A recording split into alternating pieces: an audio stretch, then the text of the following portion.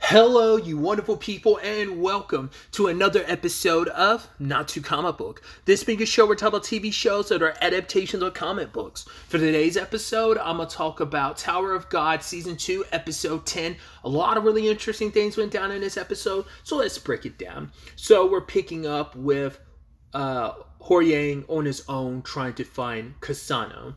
And even he kind of comes from the perspective of, why are you leading me here, Kasano? Because everyone's kind of figured like, yeah, well, more specifically, it's Khun. It's like, right, this picture, specifically, this person has been in the tower for a while. There's only been whispers about this person. No one knows what they actually look like. And now all of a sudden we get like a clear picture that shows where they are. And it just happens to go like super viral. It's like, yes, someone's orchestrating this. And even Kasano, Hor-Yang is like, yeah, like, obviously you're inviting me, Kasano, because, like, why, even he recognized, like, you had to put that out there publicly and purposely, but why? Why are you inviting me? Like, especially after all this time, because at this point, even he's only been following murmurs and whispers about Kasano, and now all of a sudden, like, a prominent picture just happens to go viral showing him, so the question is, why is Kasano inviting Hor-Yang out? Or is Hor-Yang the only person he's inviting out? That's the big question. So,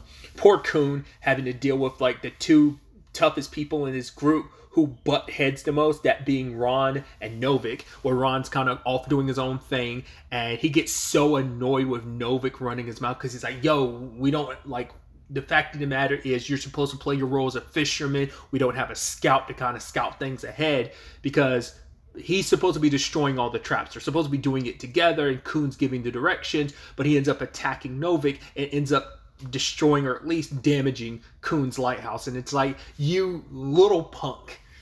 And then it's just like, no apologies or anything. He just sticks his tongue out at, like, Novik and just keeps doing his thing. And then, sadly, ends up attacking Hor-Yang, which I'm like, which showcases how stupid him and Novik are. They're so, like, even though Novik is kind of more the meathead in some capacity, it's like, the fact of the matter is, none of you considered, like, right, this picture of, I guess they assumed, like, well, this picture of Kasano is, like, maybe an older picture that went viral or whatever, but you'd assume he'd look at least decently the same. It's like, well, I'll give you some slack because it's like, well, you assume, like, oh, he's the devil of the right arm because his right arm situation and everything, but it's still the thing of, he literally told Ron, like, oh, I'm not the devil of the right arm, but Ron's probably like, okay, you're lying.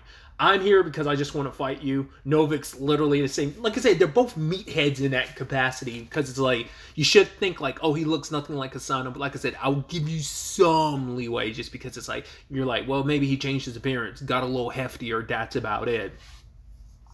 At the same time, this is all going down. We have Khun getting attacked by an assassin who was hired by a rabbit-eared girl to do it. But he's like, why? But he also got warned ahead of time, like, you're falling into a trap. So it's like, who sent that message? Why was, like, this rabbit-eared girl doing all this? Which we find out the rabbit-eared person is Shia. The moment she was introduced, I was like, I actually don't fully remember where your circumstances go. I think I know who you were hired by. I don't remember. That's why I'm like, I also don't want to spoil something, because I'm like, if it's a person I think it is, I'm like, that would be kind of spoiling it. I'd assume that'd be coming up soon enough that I'm like, but I'm also like, don't remember enough to be saying something definitively. So I might suggest a certain character and be like, oh, it's got to be this person, right? But it's like, wouldn't that be technically a spoiler? I don't remember enough to say otherwise, but I mean, who would have ample need and reason to specifically put Khun in a trap? Because whoever it was wanted to kill Khun. And it's like, well, there's at least one character we could all think of that would probably want Khun dead, but what does that say about that character wanting Khun dead currently? It's like, oh, why now when he's kind of off on his own, away from everyone else? You know, so I think we'll get answers to that. But also, who sent him the message warning him that it was a trap? Because whoever it was specifically, I guess, wanted a trophy from Khun, and it was like, the guy was supposed to get Khun's earrings. Well, I thought it's also interesting too. It's like, I love the whole, wait, it's like he has like armor, and the guy's like, how would you have that? Like, you're irregular. not irregular, but like an E-rank regular is how I should phrase that, sorry. And it's like, how would you even be able to get something that expensive? He's like, yeah, I got it from my dad. He's like, or at least I'd like to believe so. And it's like, yeah, Coon's family circumstances that we know are very complicated, and that's something you don't really learn more. It takes a little while before you learn more about like the circumstances with his father. I mean, that's the 10 families in general. I love that guy, the assassin, thinking he's going to take out Coon. But I thought it was interesting where he was like, "Oh, like I wouldn't lose in close combat to a light bearer." And he's like, "Oh no, just because I'm a light bearer, you think I'm weak in close hand-to-hand combat?" He's like, "No, it's like I'm a light bearer because I like giving out orders." And he just like stabs the dude in the back and then threatens him. He's like, "Yo, tell me who sent you," and then proceeded to knock the guy out. Which I'm like, hey, Coon's not as evil as he probably, as calculated and as. He's softened up a lot because of bombs. So it's like, normally he probably would have, the older Coon probably would have slit the dude's throat the moment he had a chance. It's like, oh, I'm just, but now it's just, I'm going to knock you out. It's like, hey, I'm somewhat of I might be a little crude. I might be a little evil-ish, evil-esque, but I'm not full evil. So I'm like, I'm not going to kill you unless I absolutely have to. So I think, like I said, a lot of that's bombs influence, because you're like, hey, the guy tried to kill you, so you're justified in straight up murdering him if you need to. But it's like, nah, I'm going to stab you to get the information I want, and then I'm going to knock you out. I mean, granted, there's always a possibility he could always bleed out from the wound, but Coon's smart enough to know, like, I'm going to hit somewhere that you won't bleed out from. You'll survive, so. Because all the while this is all going down, Bomb's been struggling with what to do, because Hoyang's situation makes him think about his own, and he's like at the table with everyone, and he still focuses on Rachel. And it's just because it's like, right, he knows, and he ends up talking about this later on, because Gosing stayed up trying to wait for Hoyang and went to sleep, and Missing was kind of like, yeah, well, what if something happened to Hoyang? Like, what if he got captured and someone's experimenting on him again? But, Bomb is like, no, it's okay. I'm sure he's going to be back safe and sound. And that pushes Bomb to just go after him finally, because it's like, right. And when Wang Nan and Arc Raptor caught him, he explains, like, right, Hoyang went off on his own, but he said that we're like family to him. And it's like, he didn't want to go, but he felt like he had to for our sake. And he's like, I know what it's like to kind of be alone for so long and then have someone find you. And he thinks about Rachel. That's why it's so complicated when that person had kind of become your everything. And he's luckily found other stuff. He's found other people. So Rachel isn't just his everything anymore, but it's still, you're talking about the person that found him when he was alone for so long, and she was by your side. She was literally your shining star. She was that bright light in the darkness. After being in the darkness for so long, not really having any memories of who you were and why you were there in the first place, but you were so alone and you found someone and someone found you, and it's like wanting to get back to that, but kind of being away from. I mean, obviously his circumstances is, well, the person that was his light pushed him and tried to kill him, whereas like Hoyang is leaving for their sake, but he also understands, because he's doing everything to protect the people he cares about too. So there's a lot of overlap, and so Bomb is going off on his own, which Arc Raptor was like, nah, let him do his own thing. Like, I get it, but it's also like, Bomb, we shouldn't go after him. He made his decision. We should respect that.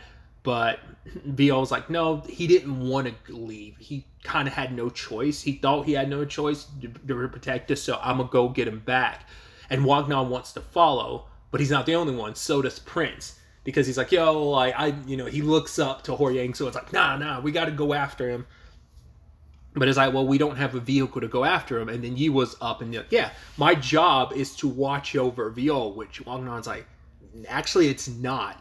But it's like, yeah, I'm from one of the 10 families, obviously, so if I ask for a vehicle, I'll get it.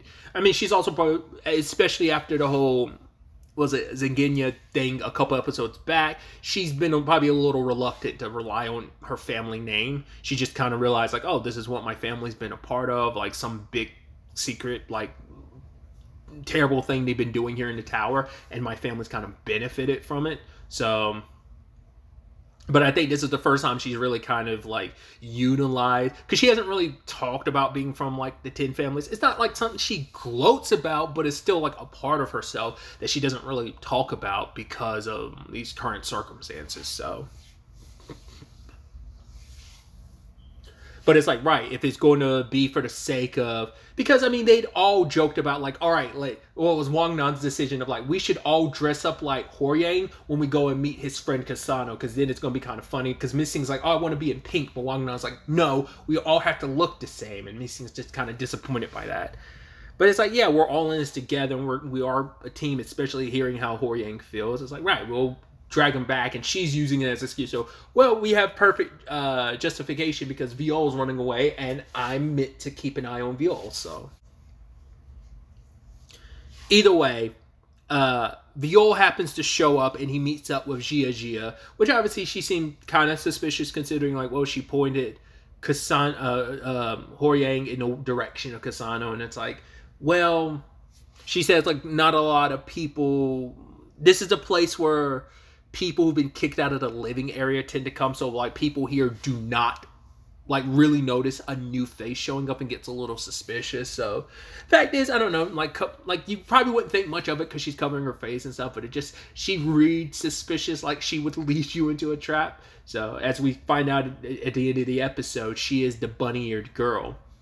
And so, which is so interesting, she said that line to Bomb, because he was like, she was like, oh, this person you're trying to go after, he must be a really important friend of yours. And he was like, just an acquaintance. And she's like, he'd be sad to hear you say that. It's like, well, because Viol's also trying to not, like, get too close to anyone again, even though he kind of already has. It's that thing of, no matter how much you try to, no matter how much he tries to distance himself from people, it's still the thing of these people have had an effect on him and he's had an effect on them. It's like, no matter how much you try to mitigate it, it's there and he can't help it, you know? But he's still trying to not let anyone know that Horyang means anything to him, because, well, the last people that meant anything to him, that still means something to him, are being loitered over his head as collateral damage of, yeah, you mess up, they'll die, so probably don't want to make it publicly known, like, oh, like anyone's too important to you, especially you being who you are, Jovial Grace, you know, from Fug, the Slayer candidate. But either way, Horyang dealing with Ron and Novik end up, like, following him when he gets called by Kasano, and now they're like, wait, there's two devils of the right arm, and now, like, Kasano still hasn't answered Horyang about why he got called here. Obviously, it's just a suspicious situation all around, as like I was bringing up with Gia of how she purposely activates traps just to kind of be like, oh, Bomb, you need me, but also I don't know if she's trying to slow him down. Like, I'd assume she knows, because he's actively wearing his outfit, but I'm like, I don't remember if he wore it during this section. I thought he was just wearing his regular clothes during this section in the webtoon, but he's wearing his Fug cloak. I guess that way people will be less likely to mess with him, or just like, it just makes it easier to skirt by, I guess, if he's wearing it. But I could have sworn, like, did someone correct me? Maybe he does, and I just don't remember, because I was like, I thought I remembered in this section he was just wearing the clothes he was wearing, like the blue shirt and like the kind of tan khaki pants. And I was like, I thought he wore that with this Horyang situation, but maybe I'm misremembering, because like the picture at the end with Novik, you know, during the closing with Novik and Ron, and then Bomb shows up, it's like he is wearing the Fug cloak. So it's very interesting developments all around. It's going to be interesting to see where all of this takes us. Like I said, once again, that's always a horrible thing about having some memory of stuff, because I'm like, I remember some of how this goes down, and I don't remember how other things go down, like the Gia of it all. Like, when she popped up, I was like, hey, and I saw her name, I was like, yeah, I remember you to some extent, but I'm like, don't remember where that goes. I think I do.